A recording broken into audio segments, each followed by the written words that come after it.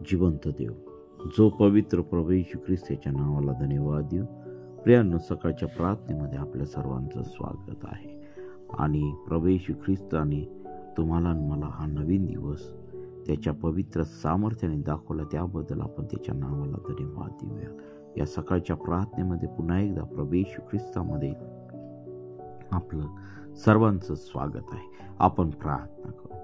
Hallelujah, स्तुती, धन्यवाद येशूदेव बापा. तू पवित्र असा परमेश्वर आहे, राजांचा राजा, प्रभूंचा प्रभू आहे. प्रिय प्रभूजी, आम्ही तुझी खरी उपासना, खऱ्या प्रार्थनेने आम्ही तुझ्या जवळ यावं, यासाठी प्रिय प्रभू येशू ही सकाळची वेळ दाखवली, त्याबद्दल आम्ही तुझ्या पवित्र नावाला धन्यवाद देत आहोत. प्रभू, तुझ्या आत्म्याने, तुझ्या पवित्र सामर्थ्याने तू भर, तुझ्या पवित्र गोष्टींनी तू भर आणि तुझ्या नावाचं गौरव दे. आम्ही जी काय प्रार्थना करणार आहोत, जी काय भक्ती घेणार आहोत, ती सर्व तुझ्या कृपेने, तुझ्या पवित्र सामर्थ्याने तू आशीर्वादित कर. ऐकणाऱ्या प्रत्येक व्यक्तीला तुझ्या पवित्र सामर्थ्याचा तू अनुभव तू दे. प्रभू, या सकाळच्या समय प्रिय प्रभू येशू प्रत्येकाचा ताबा तू घे. सर्व सैतानी बंधन नासूर येशूच्या नावामध्ये तुटल्या जाऊ दे. सर्व आजार, रोग, राई प्रिय प्रभू येशू तुझ्या पवित्र सामर्थ्याने तू काढून टाक. ऐकणाऱ्या प्रत्येक व्यक्तीला तुझ्या पवित्र सामर्थ्याचा तू स्पर्श कर. येणारं वचन तू आमच्या प्रत्येकासाठी तू आशीर्वादाचं तू कर आणि तुझ्या नावाचं गौरव दे. प्रिय प्रभू येशू, ही सकाळची वेळ तू आमच्या प्रत्येकासाठी तू आशीर्वादाची तू कर. प्रिय प्रभू येशू, तुझ्या वचनातून मी बोलत असताना तू माझ्या प्रत्येक शब्दाचा ताबा तू घे आणि तुझ्या नावाचं गौरव दे. प्रिय प्रभू येशू, आम्ही ज्या रूत पुस्तकाचं मनन करत असताना प्रभू तू आमच्या प्रत्येकाशी तू बोल आणि तुझ्या नावाचं गौरव दे. आजच्या स्त्रियांना प्रिय प्रभू येशू रूत सारखं जीवन जगण्यासाठी प्रिय प्रभू येशू तू त्यांना सहाय्य कर, मार्गदर्शन कर आणि तुझं गौरव होऊ दे पित्या परमेश्वरा. प्रिय प्रभू येशू, तुझ्या वचनातून मी बोलत असताना तू मला तुझ्या पवित्र आत्म्याच्या सामर्थ्याने तू भर, पवित्र आत्म्याच्या अभिषेकाने तू भर आणि तुझ्या नावाचं गौरव दे. ऐकणाऱ्या प्रत्येक व्यक्तीच्या जीवनामध्ये तू कार्य कर. ही प्रार्थना येशूच्या नावाने मागतो म्हणून दे, आमेन. प्रियांनो, या सकाळच्या प्रार्थनेमध्ये आपल्या सर्वांचं पुन्हा एकदा स्वागत करत आहे. प्रियांनो, रूथ याचा 4था अध्यायाकडे आपण वळत आहोत आणि खरोखर प्रियांनो, या रूथच्या पुस्तकामध्ये आपण देवाच्या वचनाचं मनन करत असताना, शास्त्र भागाचं मनन करत असताना परमेश्वर देव आम्हाला या सकाळच्या वेळी काय सांगत आहे ते आम्ही पाहणार आहोत. आणि खरोखर रूथ ही जी स्त्री होती, ही आपल्या सासूची आज्ञा पाळणारी होती, परमेश्वराच्या भयात चालणारी होती आणि तिने सासूची आज्ञा कधीही मोडली नाही. तिने जे जे सांगितलं ते ते तिने केलं आणि ते इतर पुरुषांच्या ती नादी लागलेली दिसत नाही. ती तिच्या जीवनामध्ये परपुरुषाचा मागं लागण्याचा तिचा स्वभाव नव्हता. तर प्रियांनो, ती आपल्या सासूशी विश्वासू राहिलेली आहे, आपल्या सासूच्या देवाशी विश्वासू राहिलेली आहे. आणि खरोखर परमेश्वराने तिच्या जीवनामध्ये कसं कार्य केलेलं आहे, त्यांच्या जीवनातील कसे प्रॉब्लेम सोडवलेले आहेत ते आपण ह्या 4थ्या अध्यायामध्ये पाहणार आहोत. मग 4थ्या अध्यायामध्ये आपण पाहूया, बोआज रूथ बरोबर विवाह करतो. इकडे बोआज वेशीत जाऊन बसला. इतक्यात बोआज ज्या जवळचा आप्त विषय बोलला होता तोही तिथे आला. तेव्हा तो म्हणाला, अरे गृहस्था, येथे येऊन बैस. तेव्हा तो जाऊन तेथे बसला आणि मग गावातील 10 वडील पुरुषास बोलून तो त्यास म्हणाला, तुम्ही इकडे येऊन बसा. आणि तेही बसले.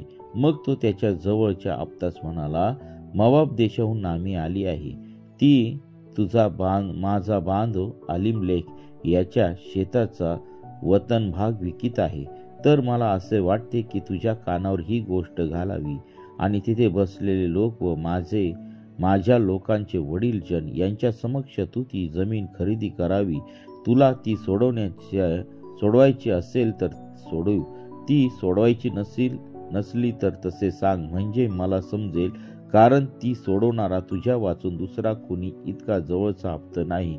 तुझ्या मागून माझा हक्क आहे. तो म्हणाला, मी ती सोडतो. बोआज म्हणाला, ती जमीन ज्या दिवशी तू नामीच्या हातून विकत घेशील, त्या दिवशी मृताची स्त्री मोवाबी रूथ हिच्या हातूनही ती तुला विकत घ्यावी लागेल, यासाठी की मयताचे नाव त्या वतनाला कायम राहावे. तेव्हा तो जवळचा आप्त म्हणाला, मला ते वतन सोडिता येत नाही, कारण तशाने माझ्या वतनाचा बिघाड व्हावायचा. तर माझा सोडवण्याचा हक्क तू घे, कारण माझ्याने ते सोडवत नाही.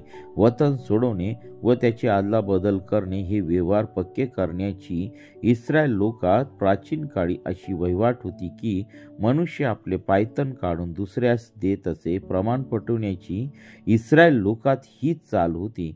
तो जवळचा आप्त बोआज म्हणाला, तूच ते वतन संपादन करून घे. मग त्याने आपले पायतन काढले. बोआज त्या वडील मंडळीस व सर्व लोकांस म्हणाला, आज तुम्ही साक्षी आहात की जे काही अलीमलेखाचे आणि किल्यन व महलोन यांचे होते ते सर्व मी नामीच्या हातून घेतले आहे. याखेरीज महलोनाची स्त्री मोवाबी रूथ माझी बायको व्हावी म्हणून मी तिचे संपादन करीत आहे. ते यासाठी की मयताचे नाव त्याच्या वतनास कायम राहावे, मृताचे नाव त्याच्या भावबंधातून व त्याच्या गावाच्या वेशीतून नष्ट होऊ नये, याविषयी तुम्ही आज साक्षी आहात.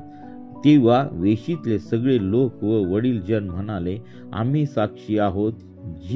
ही जी स्त्री तुझ्या गृही येत आहे, तिचे परमेश्वर इस्रायल घराण्याची स्थापना करणाऱ्या राहेल व लिया यांच्यासारखे करो. एफ्राता येथे तू मोठा कर्ता पुरुष हो, बेथलेहेमात तुझी प्रख्याती हो, आणि तामारेच्या पोटी यहुदापासून झालेल्या पेरेसच्या घराण्यासारखे तुझे घराणे. या नववधूच्या पोटी परमेश्वर जे संतान देईल त्याच्या योग्य हो. मग बोआजाने रूथेशी लग्न केले व ती त्याची स्त्री झाली. तो तिसपाशी गेला तेव्हा परमेश्वराच्या दयेने तिच्या पोटी गर्भ राहून तिला पुत्र झाला. तेव्हा स्त्रिया नामीस म्हणाला, परमेश्वर धन्य आहे, त्याने तुला तुझे वतन सोडणाऱ्या जवळच्या आप्तवीरही ठेवले नाही. त्याचे नाव इस्रायलात प्रख्यात हो. हा तुझे पुनरुज्जीवन करणारा व वृद्धकाळी तुझा प्रतिपाळ करणारा हो. कारण तुझी सून जी तुझवर प्रीती करीते व जी तुला 7 पुत्राहून अधिक आहे, तिला हा पुत्र झाला आहे. मग नामीने ते मूल उचलून आपल्या उराशी धरिले व ती त्याची दाई बनली. नामीला पुत्र झाला असे म्हणून शेजारणींनी त्याचे नाव ओबेद असे ठेविले. तो इशायाचा बाप व दाविदाचा आजा होय. पेरेसाची वंशावळी ही पेरेसाला हेस्रोन झाला, हेस्रोनास रामा झाला, आणि रामास अम्मीनादाब झाला, अम्मीनादाबास नहशोन झाला, नहशोनास सल्मोन झाला, आणि सल्मोनास बोआज झाला, बोआजास ओबेद झाला, आणि ओबेदास इशाय झाला, आणि इशायास दावीद झाला. आणि पहा, अशा प्रकारे परमेश्वराने रूथचं जे वतन होतं, नामीचं जे वतन होतं, ते वतन त्यांनी त्या ठिकाणी बोआजाने सोडून घेतलेलं आहे. परमेश्वराने पुन्हा एकदा रूथला नवीन पती त्या ठिकाणी दिलेला आम्हाला दिसत आहे. आणि शिवाय जे मयताचं नाव होतं ते वतनास त्या ठिकाणी लागलेलं होतं. आता हे सर्व कशामुळे झालेलं आहे? हे सर्व रूथच्या आज्ञापालनामुळे झालेलं आहे. अशी सून त्या काळामध्ये आम्हाला तिच्यासारखी त्या ठिकाणी दिसत नव्हती, परंतु परमेश्वराची कृपा दृष्टी रूथवर होती आणि तिच्याद्वारे आम्हाला त्या ठिकाणी बोआजाच्या मनात देखील परमेश्वराने त्या ठिकाणी कार्य केलेलं आम्हाला दिसत आहे. आणि पहा, परमेश्वराने अशा प्रकारे त्यांच्या जीवनातील जो प्रॉब्लेम होता तो सर्व त्या ठिकाणी काय केलेला आहे? सोडवलेला आहे.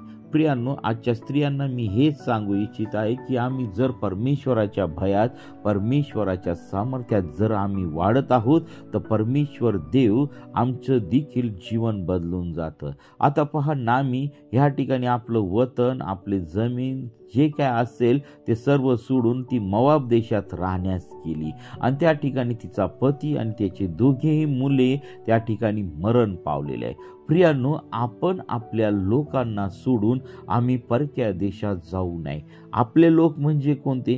जे प्रभूच्या भयामध्ये चालणारे, जे देवाच्या भयामध्ये आहेत, जे परमेश्वराच्या बरोबर चालणारे लोक आहेत. त्यांना सोडून जर आम्ही परक्या लोकांमध्ये जातो, जे प्रभूला आदर देत नाही, परमेश्वराचा आदर करत नाही, परमेश्वराच्या मार्गाने चालत नाही, अशा लोकांमध्ये जाऊन आम्ही स्थिरावतो आणि त्याचा परिणाम असा होतो की आम्ही देवापासून दूर जातो आणि त्या लोकांच्या चाली रीती आमच्या जीवनामध्ये येतात.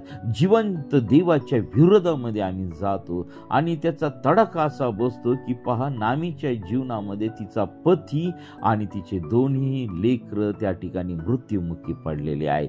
आता त्या ठिकाणी तिच्या 2 सुना होत्या, एक अर्पा नावाची होती आणि दुसरी रूथ होती.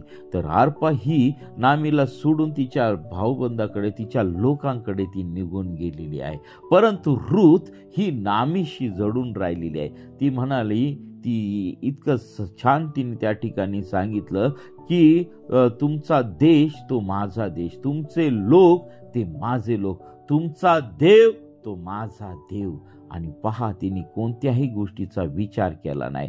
ती सासूशी बिलगून राहिलेली आहे आणि याचा अर्थ की परमेश्वराचं भय तिच्या जीवनामध्ये होतं. आणि म्हणून मी आज प्रियांनो, आज मी सांगत आहे, आज मी माझ्या बहिणींना आणि सर्व स्त्रियांना सांगत आहे की तुम्ही आपल्या सासूशी प्रामाणिकपणे राहा.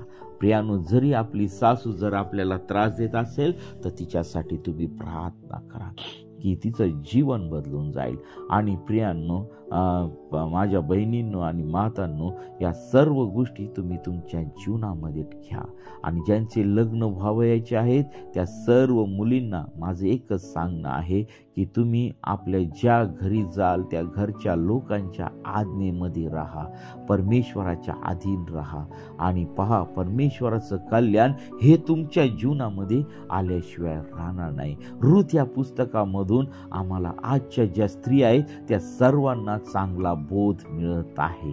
पहा, परमेश्वराच्या अधीन राहणं हे किती चांगलं आहे. परमेश्वराच्या सामर्थ्यात राहणं हे किती चांगलं आहे. परमेश्वर देव आमच्या जीवनामध्ये कितीही कठीण प्रॉब्लेम आले तरी ते सोडवण्यास समर्थ आहे. आणि म्हणून या सकाळच्या वेळेस आम्ही त्या परमेश्वराच्या जवळ जायला पाहिजे. त्या परमेश्वराला आम्ही हाक मारली पाहिजे, त्या देवाला आम्ही हाक मारली पाहिजे आणि परमेश्वराच्या इच्छेप्रमाणे आम्ही चाललं पाहिजे. जेव्हा नामी त्या ठिकाणी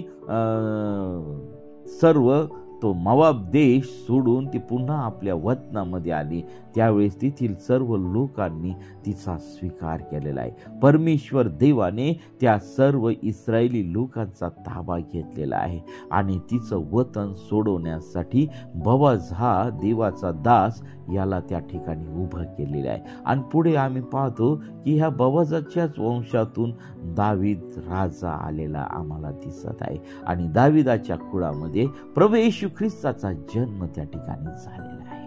आणि पहा, आज आमच्या जीवनामध्ये प्रभू आमच्या जीवनामध्ये आलेला आहे. प्रभूने आज आम्हाला तारण दिलेलं आहे. प्रभूने आम्हाला सर्व वाईट गोष्टीपासून सोडवलेलं आहे. प्रभूने आज आम्हाला जीवन दिलेलं आहे. प्रभूने आज आम्हाला तारण दिलेलं आहे. प्रभूने आज आम्हाला सार्वकालिक जीवन दिलेलं आहे.